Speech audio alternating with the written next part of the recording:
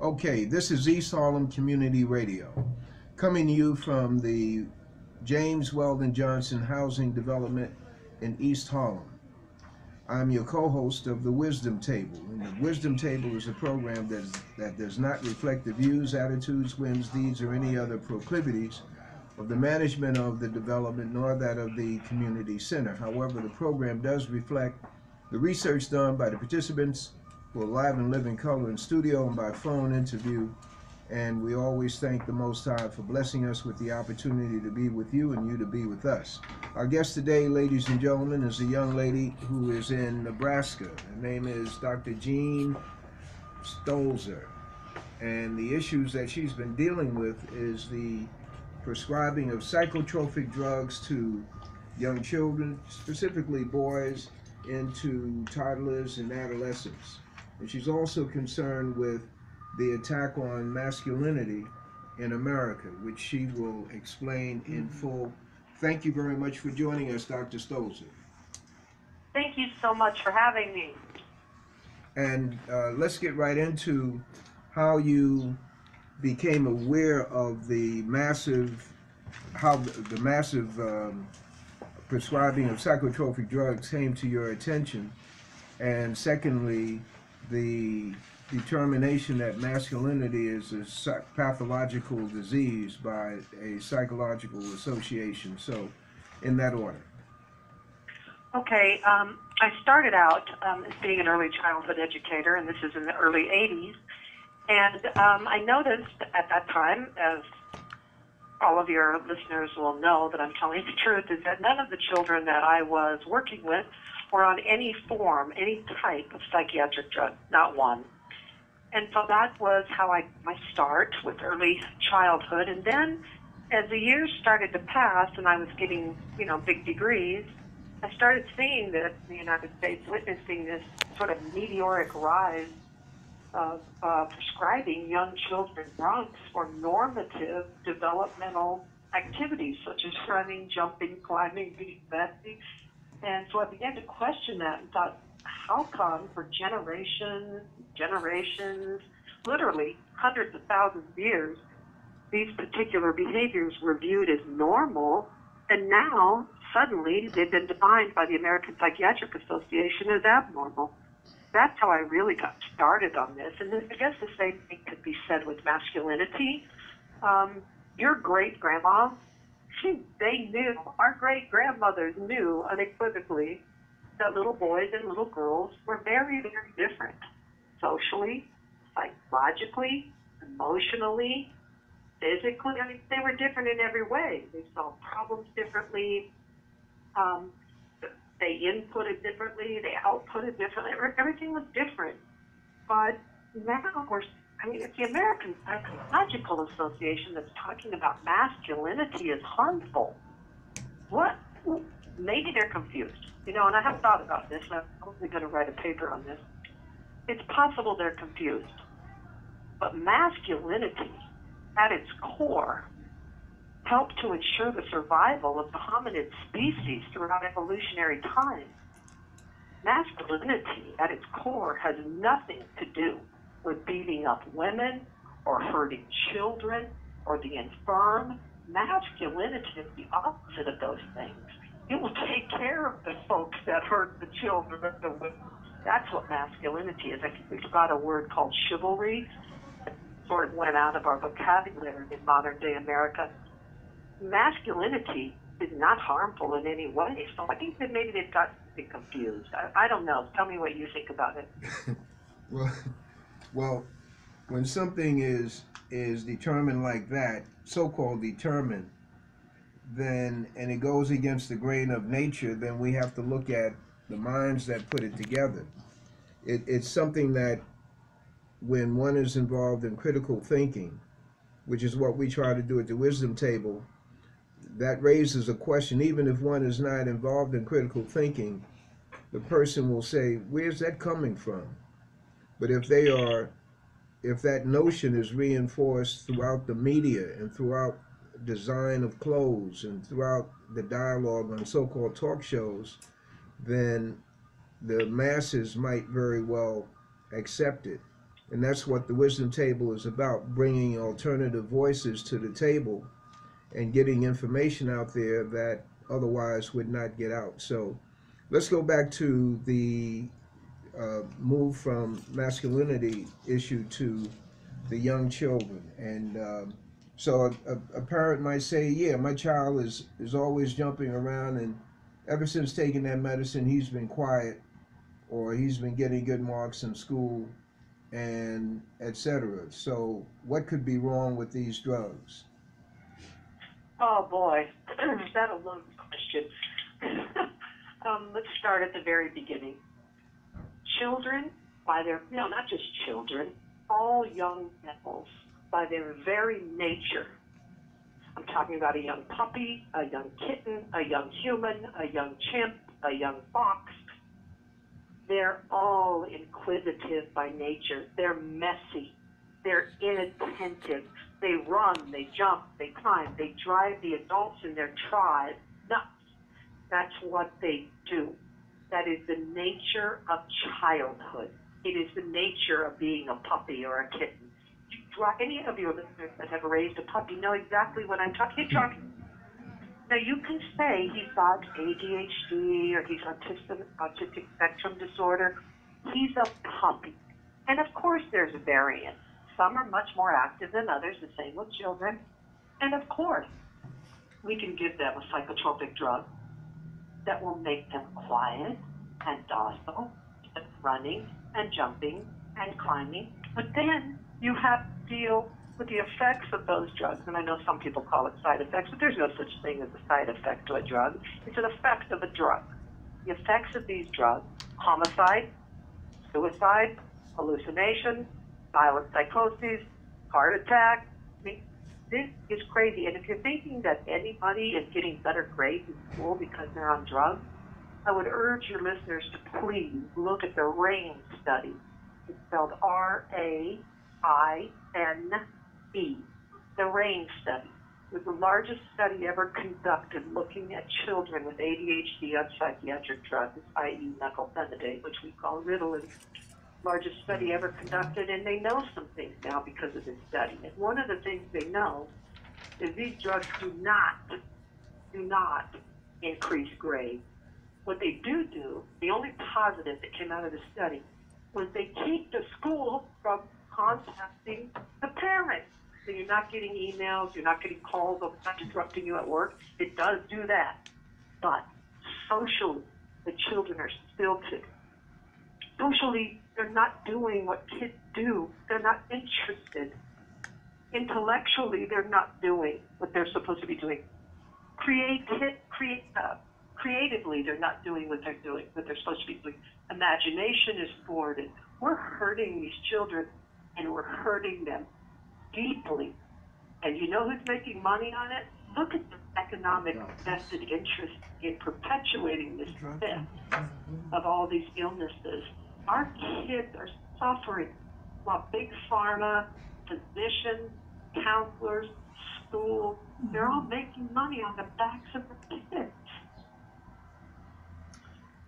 Could you kindly, this is Esther Hyatt speaking. Could you tell me the name of the study, Doctor? Again? Yes. Yeah. Hi, Esther. The name of the study is the RAIN study. It's spelled R-A-I-N-E. And again, it's the largest study ever conducted looking at the effects of methylphenidate, which the trade name is Ritalin, and the effects on the children. And by the way, our United States government would not fund that study, but the Australian government thought their kids were worth it, so they put up the money for it.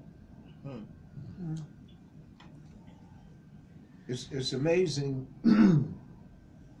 that this is the first time that we're hearing about this study, and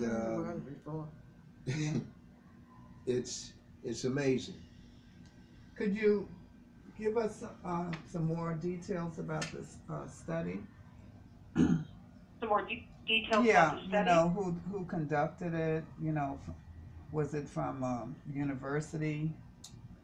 Yes, the Australian government funded this study, and it was absolutely university professors that conducted the study, and it was also longitudinal. meaning that it went over some years. It didn't just look at the children in a snapshot in time. It looked at them. I'm trying to think exactly how long it looked at them. But one of the most startling things is because parents truly believe their children's grades will go up. That certainly was a consequence of the study. When psychiatrists or psychologists buy into this, do they make money from prescribing or referring? Yeah, but I think we need to go back for a second. Most people truly believe that psychiatrists are the ones that are prescribing these drugs, and the fact of the matter is, I just looked at 2018 data, that about 65% of all of these prescriptions are coming directly from GPs, from general practitioners. They're the ones loading up the kids on the methylphenidate or the Ritalin or the antidepressants, the Xanax, all the different types of benzodiazepines and non-benzodiazepines that we have out there. So it's not what it appears to be. But certainly when any doctor is prescribing a highly addictive drug, they oftentimes have lifetime paying patients. When you're addicted to what we used to call in the street speed, it's hellaciously difficult to get off that drug. These are highly addictive drugs. Before I forget, I think I might read it because, well, maybe if you want me to read it, I can, but I have in my possession the Drug Enforcement Agency, the DEA classification of Ritalin, and I think I will read it if I can. Yeah, I can't find it. But it's simply amazing to hear our Drug Enforcement Agency talk about a Ritalin, i.e. methylphenidate, is neuropharmacologically the same drug as cocaine. Okay, I found it. If that's okay with you, I'm going to read this verbatim from the Drug Enforcement Administration in the United States of America. Methylphenidate, i.e. Ritalin, is a central nervous stimulant that has been marketed in the United States since the 1950s. Where am I at?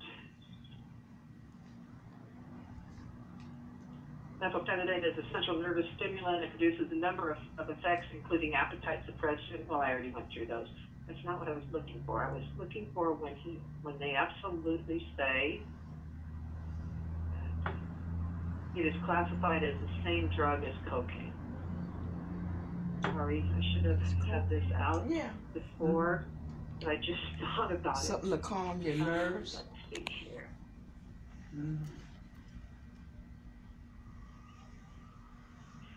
Methylphenidate is a Schedule II substance under the same Controlled Substance Act along with cocaine, morphine, and heroin. You found the passage? Yeah.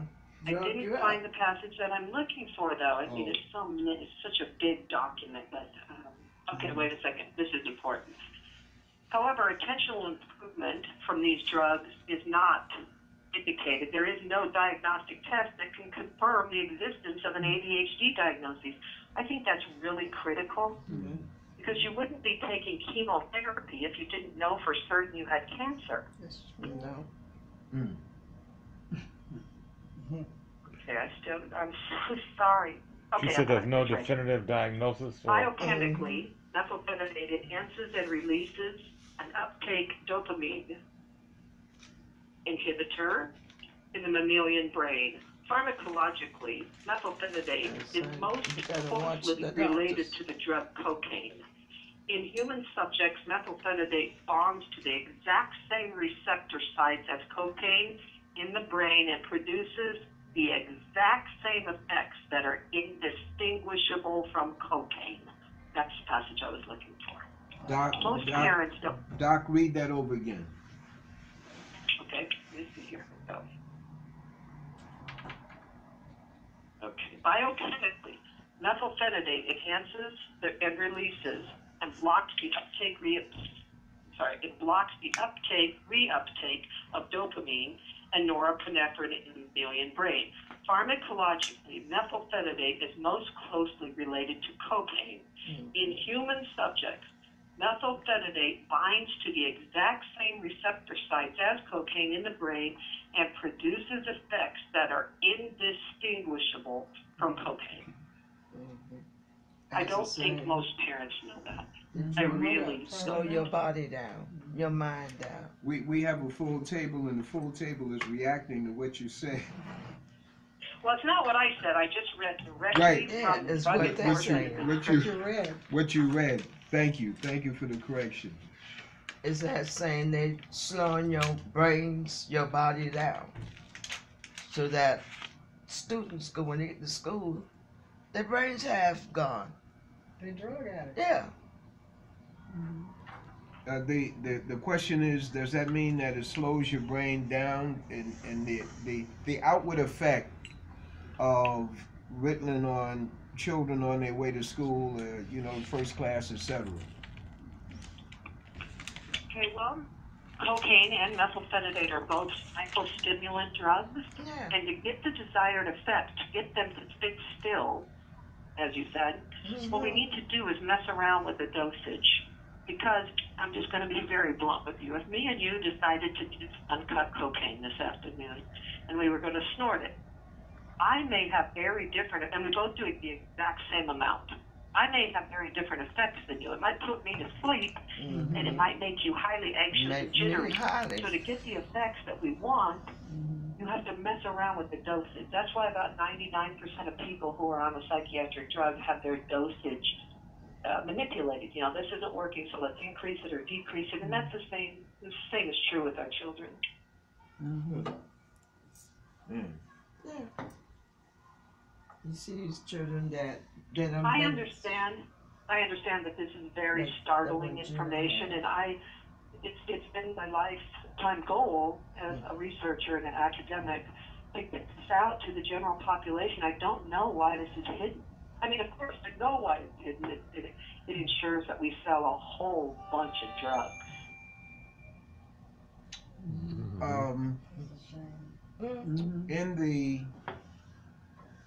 In one of the, I think I process a lot of information. It may have come from you, come from someone else.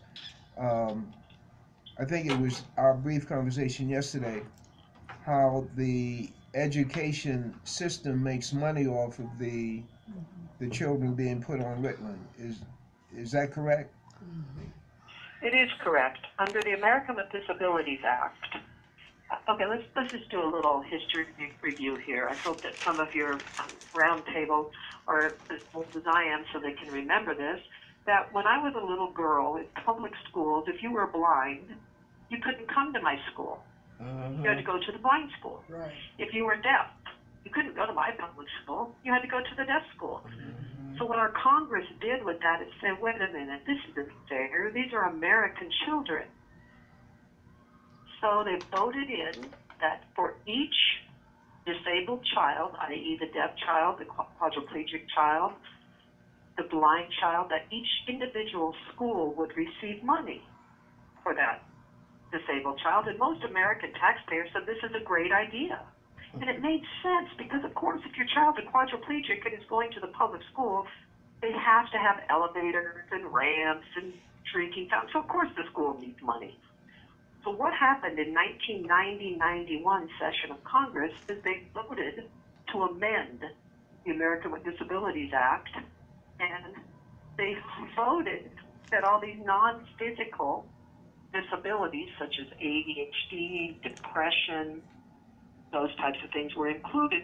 So now what's happening, and I know most parents don't know this, when the school calls you and tells you, we need a meeting, Johnny's not doing stuff in school, what the parents are unaware of is if the school is successful in getting that child labeled, learning disabled, ADHD, whatever, that school, that individual school will receive money based on that child's disability. Now, the crazy thing about this is, since the child with ADHD, what is the school getting money for the ADHD child for?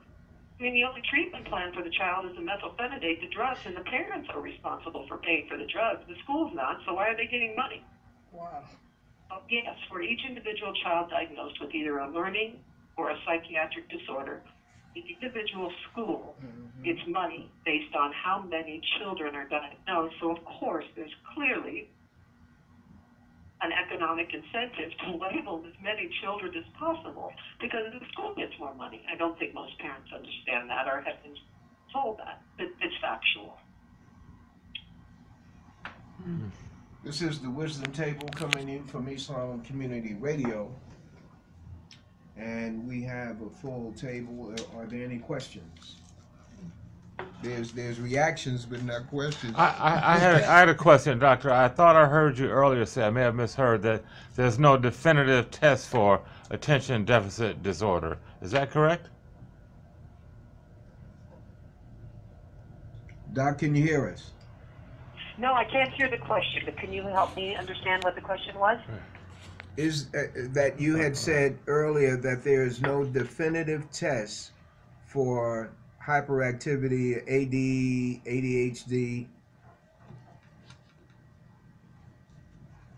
You're correct, and thank you so much because that's such a critical point in all of this.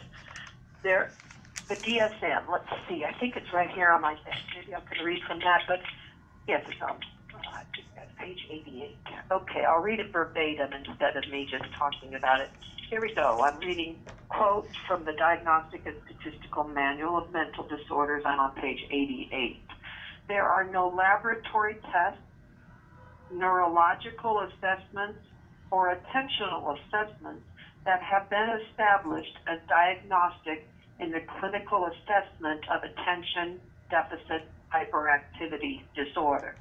So what I just read to you is we have no way to definitively test for this. And so you may be thinking, what are you saying? Well, I mean, honest to God, what are you saying? That you can't test my child and know for sure they have it, but you're going to drug him? Mm-hmm. Yeah. And that's what I've been asking for the last 20 years myself. What are we doing? So how do they There's know no what kind test. of medicine to give them?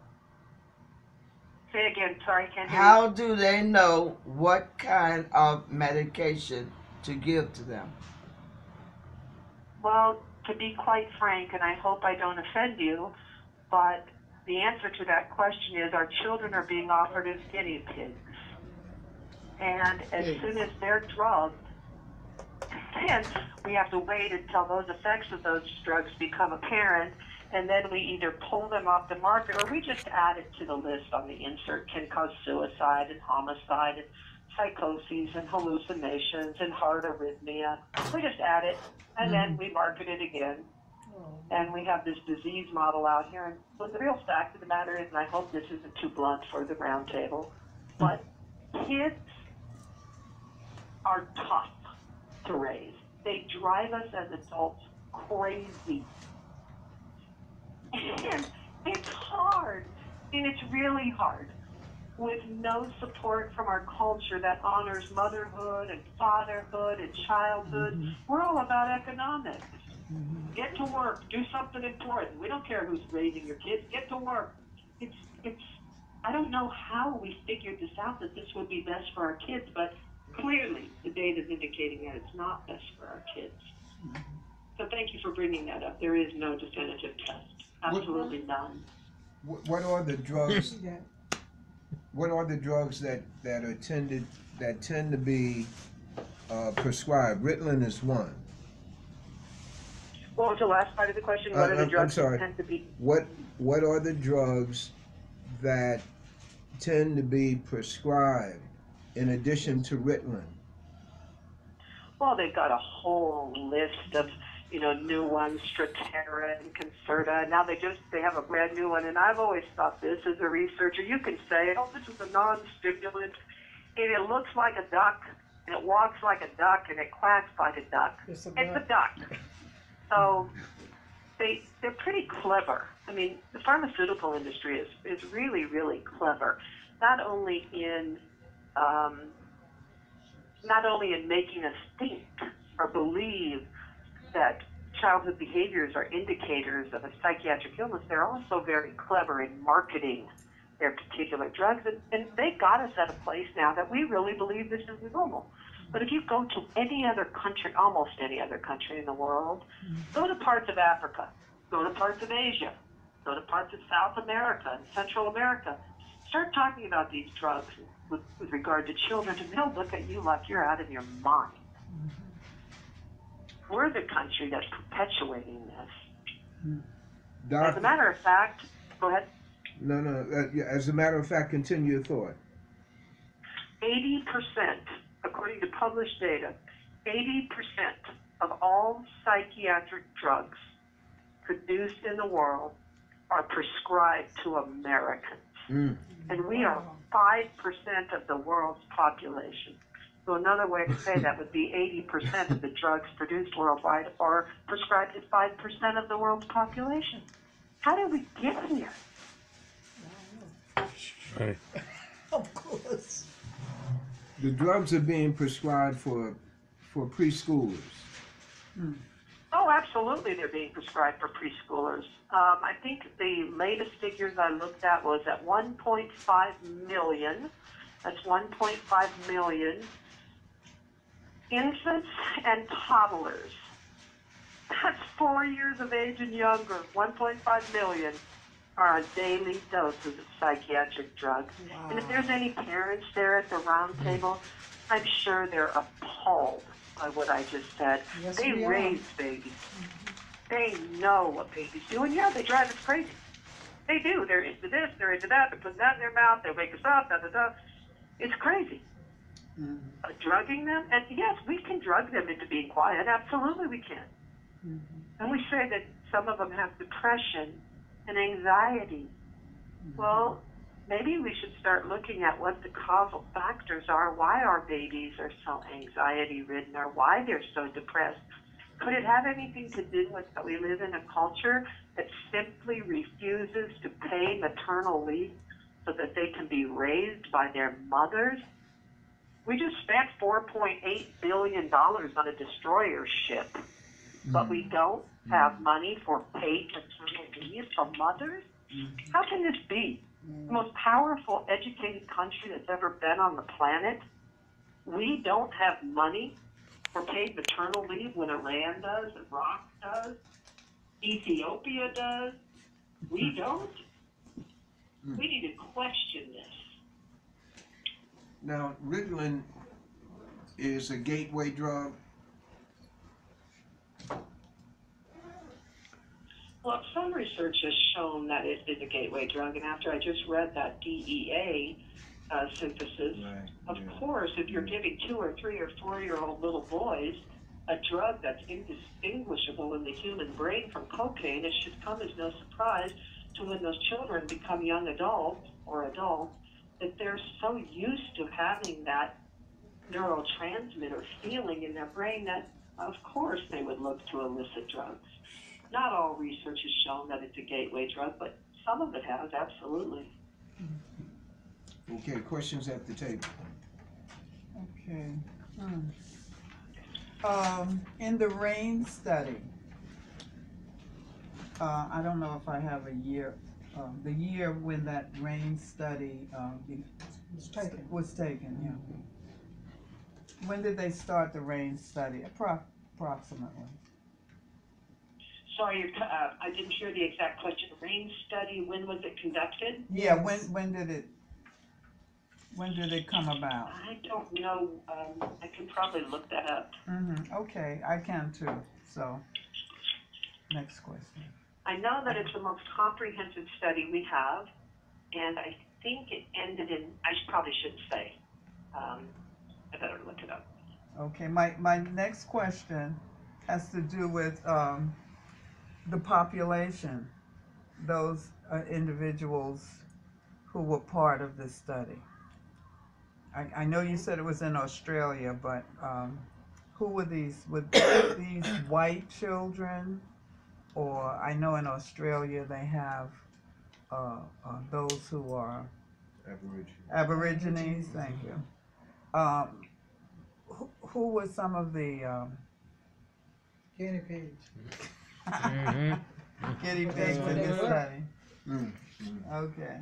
Who were some of the participants they're using? Some of the actually? participants, I think that the study was really, really methodologically sound, and it had a wide variance of participants. But I'm trying to look at exactly if they more than 150 researchers were involved in the range study. They took expertise from 25 broad areas of research. Here, I can get your exact question.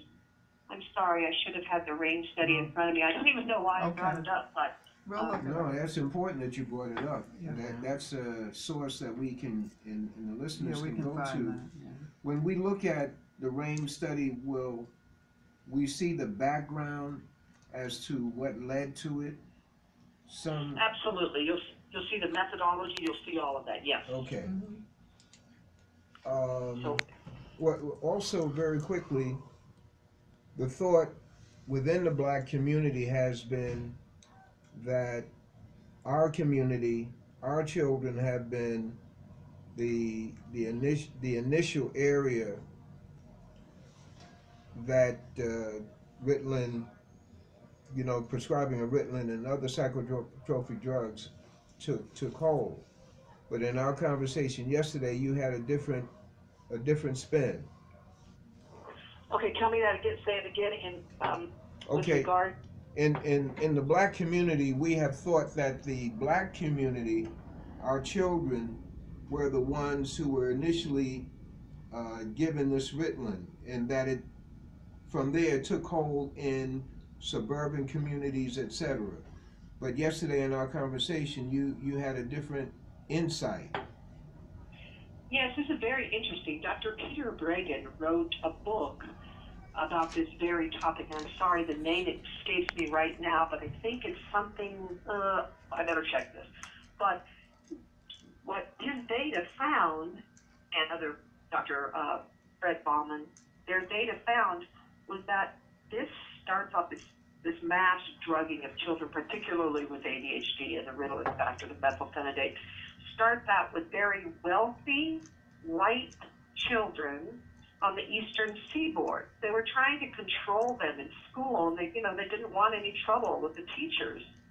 So it takes hold there, and it's not normative in the rest of the country for any other socioeconomic groups, for any other racial groups. It's just not normative. And then it just starts spreading like wildfire.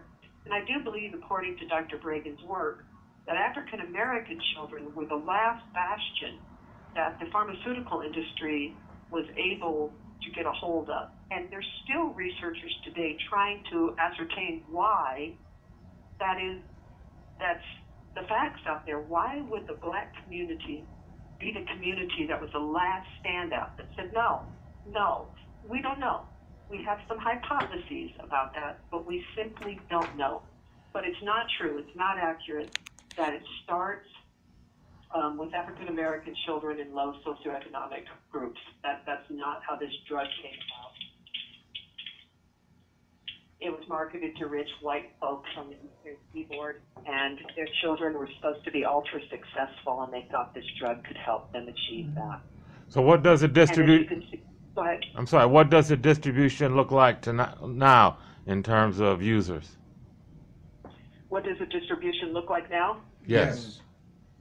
Very, very, very similar across racial groups.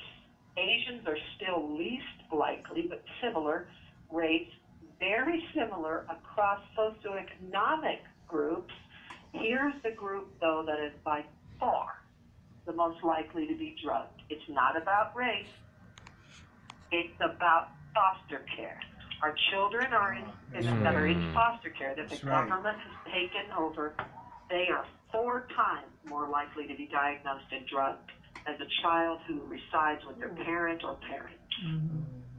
Now, Dr. So this is go ahead. What just came to mind is there was an investigative reporter. His name is Liam Schiff, and he found that the HIV drugs were being forced on many foster care children. So it's the foster care children a foster care parent, if she didn't want that child to have they would have Ritalin, they would remove the child from that home. Mm-hmm. Yes, there has been documented cases of that, and that typically happens in low-income families. They're not going to do that to a professor and an architect's child. They're not going to take them out of the home. But with regard to low-income families, you bet the Department of Health and Human Services can come in and say, this is medical neglect. Yes, absolutely. Here's what gets me fired up, probably more than anything I can think of. The children that are in foster care have suffered neglect, physical abuse, and or sexual abuse. I mean, these are our abused children. The adults that brought them into the world did not care for them properly, so they had to be removed. So what's the very best thing the government can do, i.e. the judicial system, is drug them. Of course they're having panic attacks. Of course they're not doing well in school, they're not sleeping. We have to get to the root of why this child is so hurt. And it isn't going to come in the form of a pill or pills. It's going to come when that child feels secure and loved and part of a family. That they know their needs will be met. It's not going to come in a bottle from a pharmaceutical company. Questions at the table. Wow. Folks at the table are stunned. Dr. Stolzer. I think when there was one situation I had read about. There was a little boy who had to be incarcerated because he shot someone in Pontiac, Michigan, and the first thing that they wanted to do, as soon as he got into the place, into the system or the prison, they wanted to give him drugs. Well, the mother of this boy was a laboratory technician, and she said, you can't do that. There's no reason to give him any drugs. And their response to her was, just in case he gets hyper and uncontrollable, we want to ward against that. I don't know what eventually happened, but I know the mother did step in there and say no. And this was in a prison, so I think this is, of course, that conclusion is evident when a kid has nobody responsible for him. They'll stick in it. Yes, he has nobody to advocate for him. This is why education is so critically important. This is when it has to come out that there's not even a definitive test for ADHD or conduct disorder or bipolar. There's no definitive test, so how could you possibly say you need drugs when there's no definitive test to indicate that there's any pathology present? Questions at the table. I wish I was sitting there with you. It's just amazed that you could give somebody drugs that do not need it. You don't run no tests. They don't work with the kid to find out what is wrong with his mind. What is going on in his mind? You know what I mean? To me, abuse. You gotta tell me that question again. You're not very close. I can't hear you very well.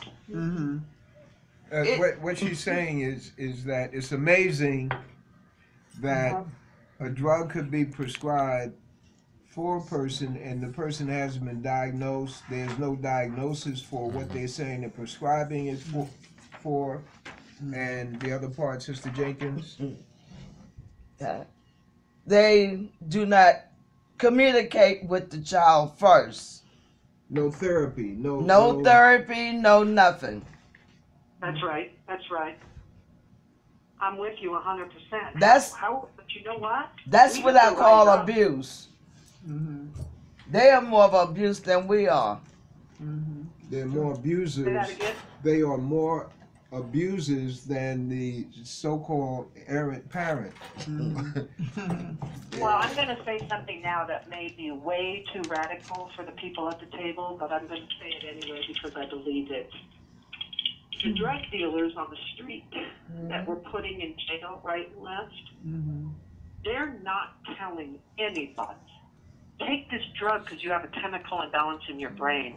Take this drug because you have something wrong with you.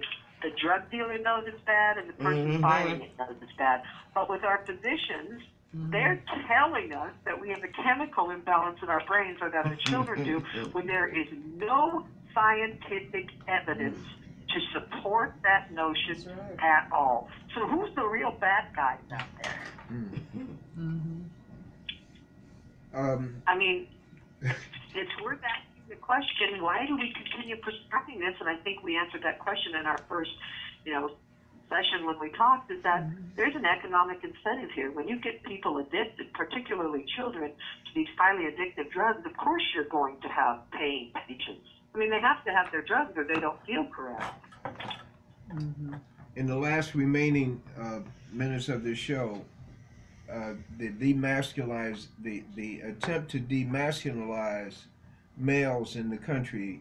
What is your define what you have define again what you said at the top of the program? What has alerted you to this, and what are the indicators that it may or may not be catching hold? Well, I think we just have to look around us and look at all of the behaviors that little boys display. And of course there's little girls who display the behaviors too, but just not as many. I mean, little boys, they're very different, as I said before, socially, psychologically, neurologically, physically, blah, blah, blah. They do different things. And now we've pathologized maleness. We've said this is an indicator of a disease. This is an indicator of a psychiatric illness. This is an indicator that you need drugs. What is the message? Well, the message is very clear from the American Psychological Association that masculinity is harmful. So when something's harmful, you got to drug it out. And that's exactly what we're doing right now. I firmly believe we have to rise up. These are our children. If an adult wants to go in and get on every psychiatric drug in the universe, that's their prerogative. It's an adult. Their brains are already developed. Children. These are our children. We have to somehow put an end to this lunacy. I mean, right now, statistics are showing that we've got about 9 million children. 9 million children on full-time psychiatric drugs every day of the week. Something's wrong. It's not true in France. It's not true in Nigeria. It's not true in Colombia. Not true in Sweden or Switzerland. It's not true anywhere. Mexico, Bolivia, it's true here. And you can't say something's wrong with our children, that genetically they're inferior, that they're so psychiatrically disordered, because we're everybody. I mean, we come from all corners of the world. Yes. We can't be genetically inferior to other countries. So masculinity has been given a very bad name. And again, I'll say this, I'll reiterate that it's quite possible that they got confused, that masculinity somehow means that you hurt women, or you hurt children, or you hurt the infirm. That's not masculinity. That's never been defined as masculinity. As a matter of fact, in the Wild West, where I'm from, in the 1800s, if a man raped a woman or beat up a child, they'd take him out to the nearest tree and hang him. Hang 'em? They didn't put up with that. That's how masculinity evolved, that men were the protectors. They were the protectors of the women and the children and the infirm. Masculinity is not harmful. So I don't know what they're talking about, and I want to understand better what they're talking about. Now, have men engaged in really, really serious, terrible crimes throughout the centuries? Of course they have. No one's going to say they haven't. And again, that's not at its core masculinity. Those are outliers and they're criminals. Well, women have engaged in behavior That's right. You're seeing it more now. I'm thinking of the woman who was a teacher, and she had sex with one of her students. It was well known. Yeah. Here in New York, we had a similar case Yes.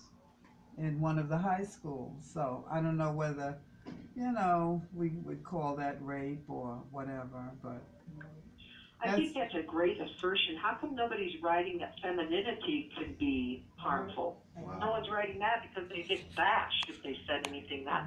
Well, But it's interesting. You're bringing up a great point. Femininity, women can be very dangerous, and we know it because we're women. Sound like Al Green. Yeah. We men know it too. Now, we want to go around the table. well, I'm going to ask each one at the table whether you have a question or comment. Sister Shirley. I'm glad because I've got to get to a class pretty quicker, but I'm just so happy I'm with you, and I wish I was at the table with you. So Well, listen, tell me if you. what's your reaction to this? Well, the conversation that you had cleaned both of my ears out really, really good. Good. Real good. It's unanimous. Wait a minute, there's one last question. there's Okay. I did look at the website from the school, and you mentioned hopefully when you come again, if you're able to sit with us again, you can talk about the biocultural factors that impact our children. I would love that. The biocultural. I was curious about that, but I didn't really have time to dig into that. If you just Google my name, N-N-E, and my last name is S as in Sam, Tolzer. If you just Google me, a lot of my research will just pop up, and one of those things is the biocultural aspects. I think of boyhood and of breastfeeding, so we do a lot of biocultural work. Breastfeeding too, yeah. Okay. Dr. Stolzer, thank you very, very much for your time, for your sharing, for your work. And Dr. Peter Bragan for having you on last week. Otherwise, we would not have picked up on your insights and your gift of information. Thank you so much for having me. I really, really had a great time, and again, I wish I was sitting there with you. Well, spiritually you were and are. That's right. All right, God bless you. Thank you. Thank you so much. Have a great day. Bye-bye. Yeah, bye-bye. Okay. I wanted to share with her, or I share with this table, that teachers will point out a kid and say, he needs Ritalin. Not only that, our parents was running and signing the paper. And signing papers to the ask But in question. the ticket, I said, why are you doing that? I You thought know- they were getting some money. They are. They are. It's called stupid. No. Okay. SSI. That, it's something. It's something That's because it. they Yeah, the SSI. Yeah, If something wrong with you, I gotta get some money off you. that's right. So like a stupid around me. Take you to the doctor and get some But you SSI need to money. take the My parents dogs was using to that. class first. Yeah.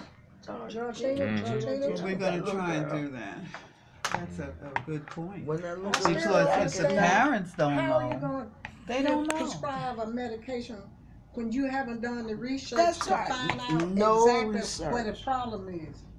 And you see, I wanted So in other words, I'm gonna band-aid you to shut you up. Terrible. Yeah, I done seen They're it. very We seen it abusive. around here. Yeah, Terrible. all over. I Yeah. follow a little girl from the stroller all the way up. Mm-hmm.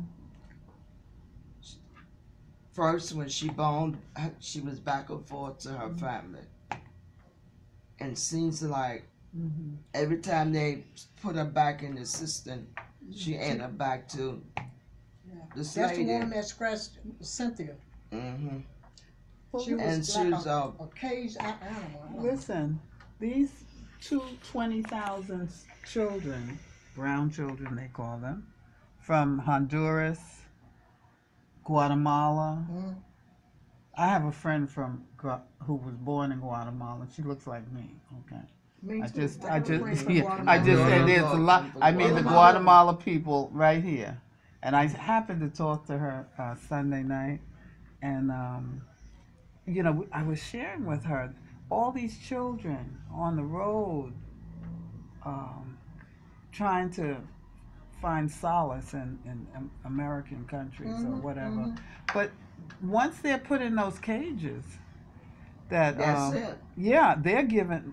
Believe me, they're given drugs They're guinea immediately. pigs. All right. That's what I call them, guinea pigs.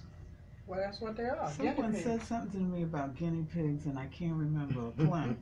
And I will remember. I'll call him because it's some. Oh, a guinea pig.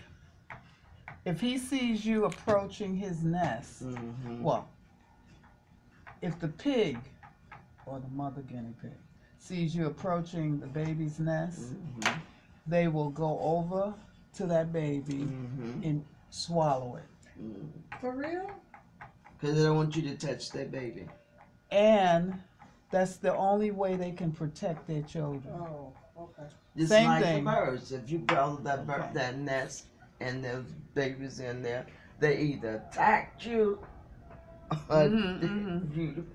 Ain't got to worry about me messing with their nest. Yeah, I gotta get more That's insight on that. They will go and devour their that's Their their young. way of protecting. What is our way of protecting? It's been neutralized.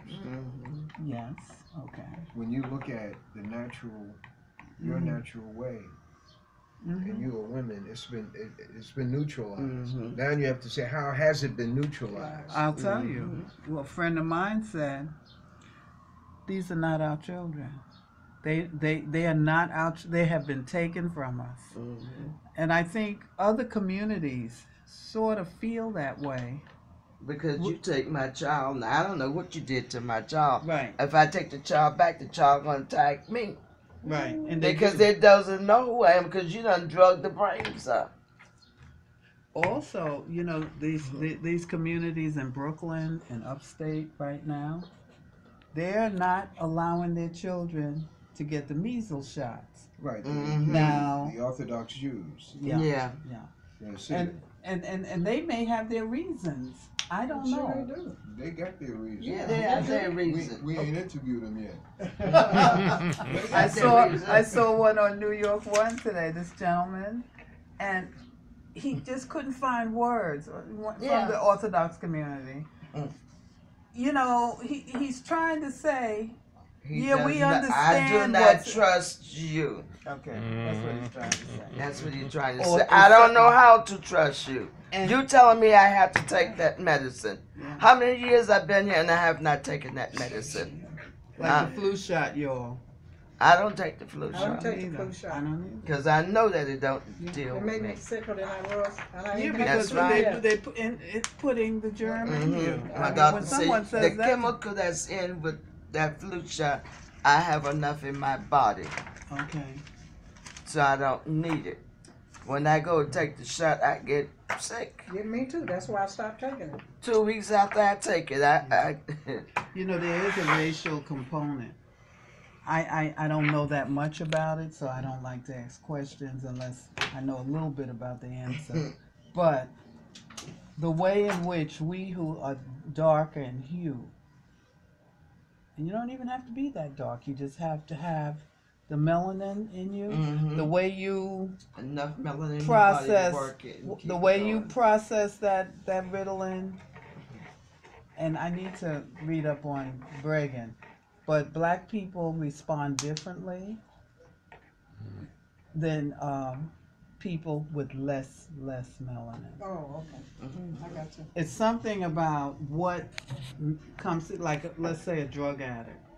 And I heard this at a conference once. The fella never really wanted to talk about it anymore, the psychiatrist. Because At that conference. at that conference, I saw him a few years later, and I said, you know, you said that, you know, the football players, they have to be tested Sure. before they go on the field. And some of them, truthfully, and I wasn't there, hadn't had drugs in a long time because they know they're going to be tested. So why would they take the drug, you know, all of them?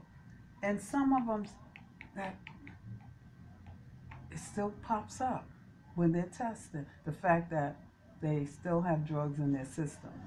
What I'm trying to say is some of that stuff stays in a darker person's system. Longer than Longer than less mellow. And I think the research has not touched on that yet. Oh, God. Maybe they're not interested, maybe they don't know to touch on it. But too many of our men have, You said the psychiatrist Yeah, didn't I- want to. yeah, What he didn't said he- he didn't remember what I was talking about. That's what they do. I know. He know what you're talking about. He Well, wasn't gonna That's talk. what they do. And there's a brother at Howard. That's just what they do. I know his wife. And we Short-term would sit there, Just and he's what they do. a nice brother, but he just didn't want to touch that. Yeah, he didn't want to get into That's a subject you do not touch. Just what they do.